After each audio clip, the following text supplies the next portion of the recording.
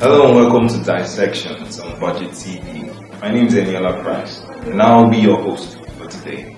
Today we'll be dissecting the proposed 2018 budget of consolidation by the federal government of Nigeria. And to do that with me, I've got Atiku Samuel, the head of research team at Budget. Welcome. Yeah, thank you.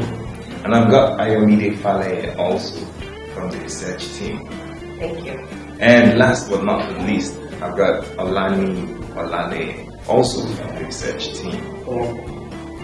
Alright, now the 2018 proposed 2018 budget has been presented at the floor of the House. And I want to ask, what was your first impression, or what were you looking for, Ayomide? Okay, well, for the 2018 proposed budget, we were really hoping that capital expenditure for both health and education sector would improve, particularly in the area of research and development, the education sector, the universities. So we're really hoping that there will be some sort of improvement in the allocation for both ministries that are key for the growth of any society, particularly Nigeria. So basically, that's what we're looking out for. So, Mr. Olani, what were your thoughts on the proposed 2018 budget? Okay, basically the fiscal framework of the 2018 proposed budget has a total budget size of 8.61 trillion. Then we have the total revenue of 6.61 trillion. That's the total revenue. Where will the money go? Where is it? That's the total expenditure. Now to Mr. Atiku. Recently, the budget published the fiscal realism report on the proposed 2018 budget. Can you just shed more light on that, just to borrow us your wealth of knowledge? Okay. I think the report simply looks at, simply went ahead to actually answer a peculiar question that been ravaging Nigeria from 1999, which is how realistic is the budget. We have to understand 5 key things. The first thing is this: the kind of road system we run in Nigeria, the roads that we all fly on, have a lifespan of 15 years. Typically, if you look at any road in Nigeria, after 15 years, it goes off. So, have a huge youth population. Most of them will be working into, they need education, they need skills, they need jobs. Really. So, we have about, in fact, interestingly, about 75% of Nigerian population are actually below the age of 30. Given the fact that within the next 10 years, most of these people will be working into the workforce. That's the second big challenge. In terms of health infrastructure, also, as people begin to age, of course, health begins to fail. That means the demand for health service will also improve. So really, when you prepare budgets, you have to have that at the back of your mind, that you're trying to solve a peculiar problem in society. As such, your budget should be able to address those key issues. Education, health, the level of infrastructure we have, the kind of service being delivered in this country. So what we did with that publication is actually to look on one side, just like Minnie mentioned, the revenue profile. How are we going to make this revenue? Now these projections, if we say we are going to make this from oil revenue, to what degree will this actually have impact on the entire budget framework? In other words, if you're saying 40% of your revenue will come from oil, and then at the end of the day, the revenue from oil was not even what you actually receive in clear terms, is not actually to affect the entire budget framework. So what the document actually looks at is, to what degree is this revenue projections actually aligning with reality on ground? And then more importantly, what will be the impact of any failure of that revenue projection on the revenue profile also? So what are the opportunities in the 2018 budget? Clearly, if you look closely at the budget, there are a lot of opportunities. But overall, if you look closely, if you look at the fiscal framework of the entire budget system, it clearly shows that government is ready to actually inject cash into the economy to actually lift the economy up. And that's actually a good thing. If you look closely at what scholars and economists have actually been saying about an economy struggling with very minimal growth or in recession, one good way to actually leave the economy out of recession is number one, when you inject in cash, irrespective of how you inject it. So really, the government is injecting every amount of cash into the economy. It's a very good opportunity, especially for businesses in construction. People actually doing procurement for government. People bringing in goods, exporting goods. In terms of organizations actually doing consultancy among others, that will help them in one way or the other. Another big opportunity in the budget is actually the fact that the government is pulling up a fund, I think about 5 billion, under the Ministry of Health, to actually ensure that all the universities in Nigeria would actually tap in that fund to actually begin to improve in terms of how you actually the kind of research you do on health, how you could actually enhance the health sector, which is good in itself.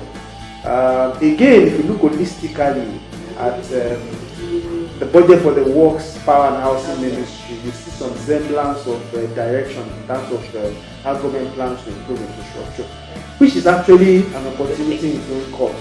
I know Ayomide has been queuing to tell me about the line items of the budget. Is the budget, the proposed 2018 budget, is it realistic considering the line items, which of course you have gone through forward? Oh, okay. I must say that as large as the budget is, it's sad to say that there's some sort of bogus amounts of money allocated to some items that we feel are frivolous. But to cut me short, but before you say something is bogus, you should have like a reference point. If I tell you I'm buying this item for 100 billion, and you say it's supposed to cost between 40 to 50 billion, you must have a benchmark with which you use to measure this. Okay. Have a benchmark. Okay, well, that's based on calculation. But let me give you an example. You know, the Office of the National Security Advisor plans to spend on about 1.1 billion on criminal fumigation service, which we feel is too bogus. I mean, 1.1 billion naira. That's a lot of money. And the Directorate of the State Security Service also wants to spend 2.2 billion on social media mining suits. We think this stuff are too, and the list goes on. You'll be shocked that even the Federal Ministry of Power Works and Housing wants to settle liabilities in NDGs and all that for about 10 billion. We're not saying these things are big. I mean, there should be proper and a more explanatory line item so we understand why this sort of allocation is heavy. For example, Ministry of Industry, Trade and Investment plans to spend 22 billion on research and development. And that money, we think it could even go into the education sector to fund research and development, or it could go into health for proper healthcare delivery. So for us, or for me, I would say that there's some things that need to be a recheck.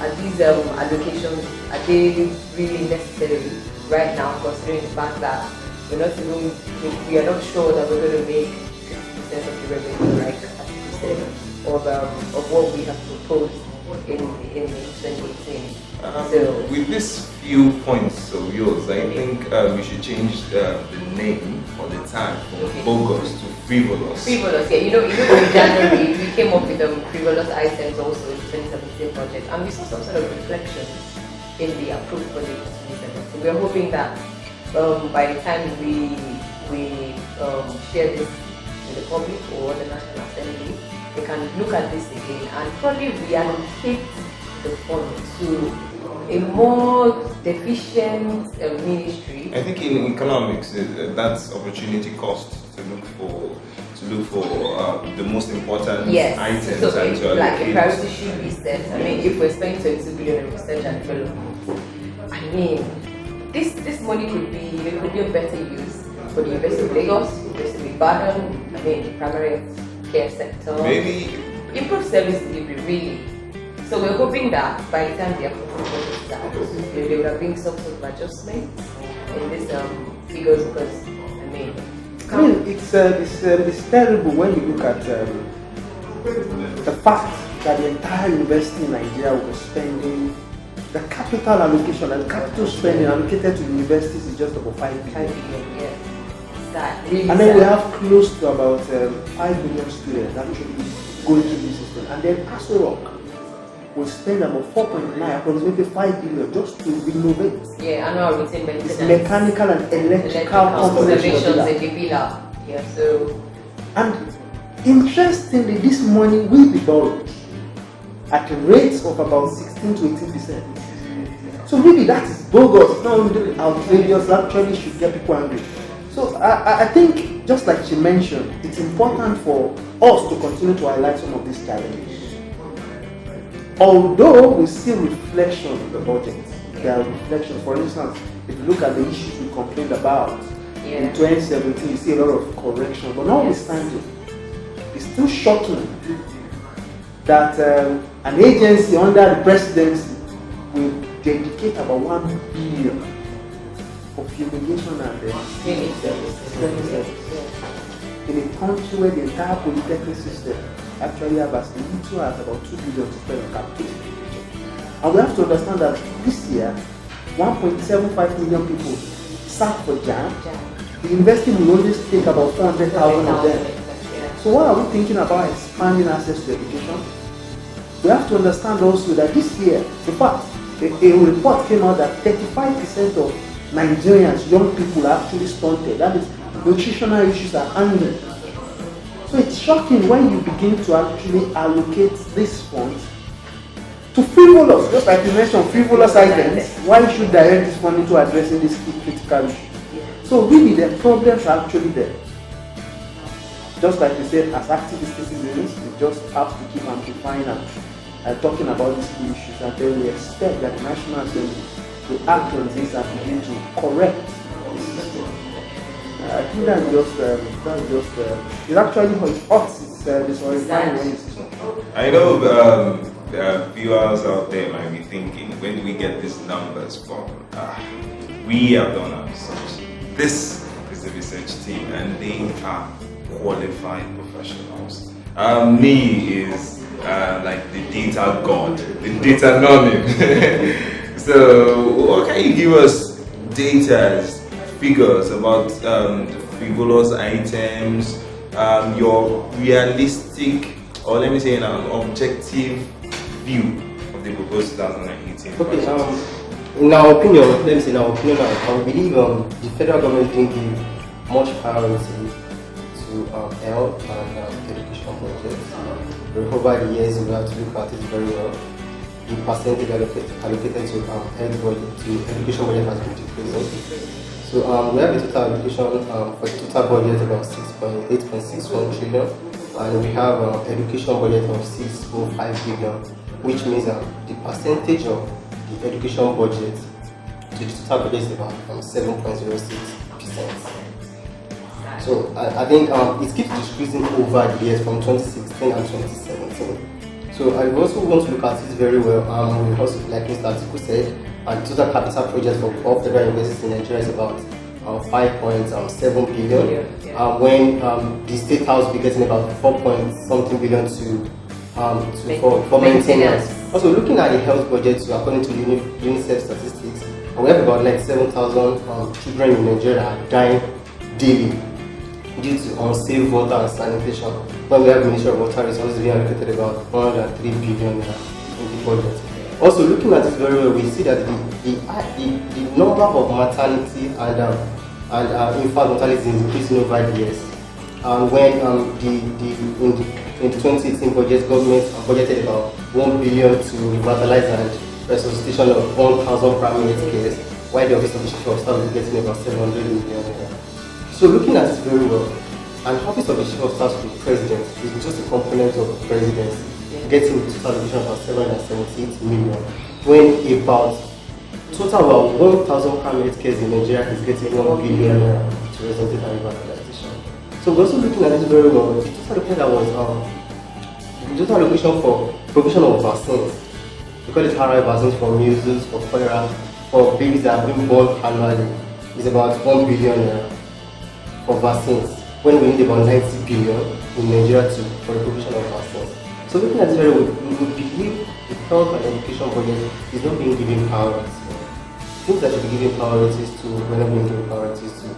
Most of this money are shared among the MDAs for fuel generator, waste basket, or waste basket or and washing things like that. machine. But wait, Budget. just a quick question. Okay. These figures that you're giving us, these facts that you're giving us, did you go outside the country or did you have a special connection to get these figures? Because if budget can have access to these figures, do you understand?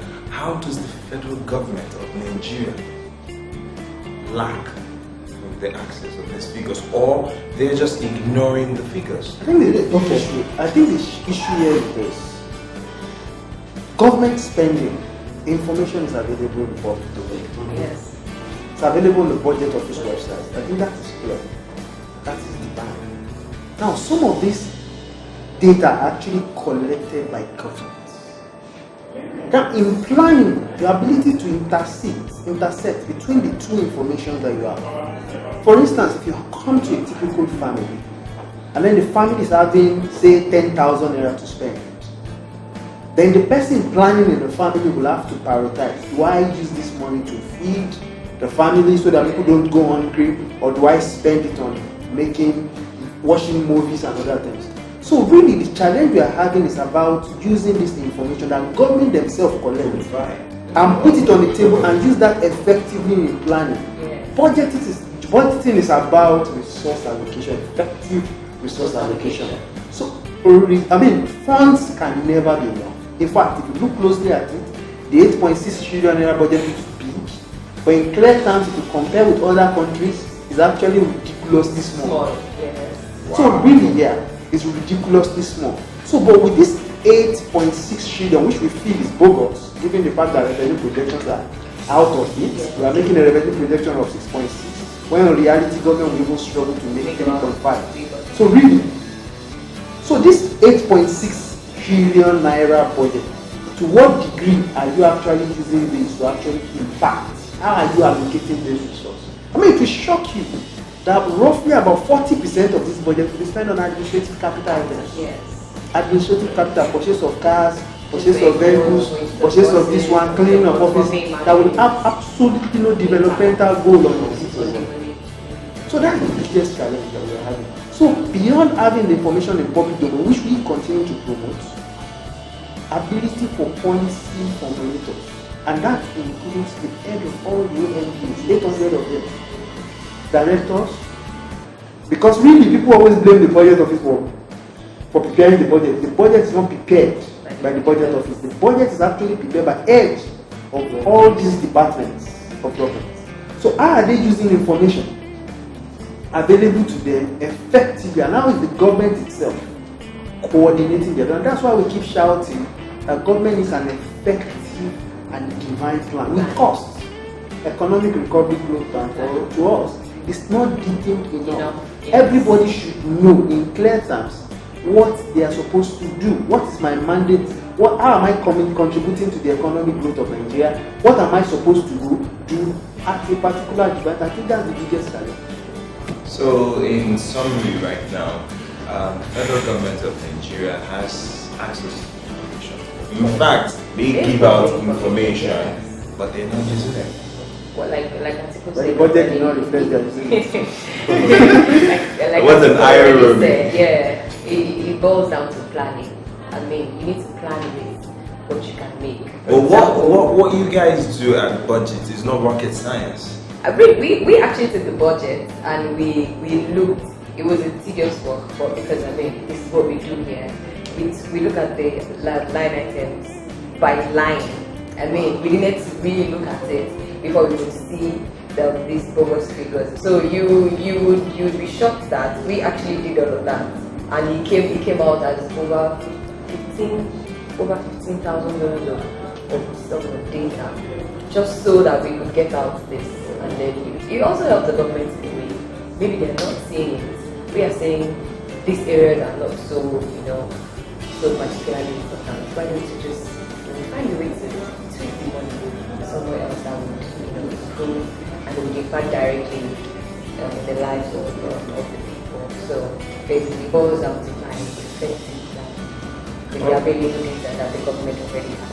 For my viewers out there, they say knowledge is power. Budget has gone through the rigorous exercise to provide knowledge and power, to empower the public on the budget and its complexity Well, has been simplified by budget. well, yeah, I mean, that's what we do here. We simplify the complex things so that the layman can understand even at a glance. So. Alright, for more information, please visit the website www.yourbudget.com. Budget is spelled BUDGIT. And you can also follow on social media on Twitter, Instagram, and Facebook at BudgetNG. Thank you for having us. Thank you for sticking with us to the end of this show.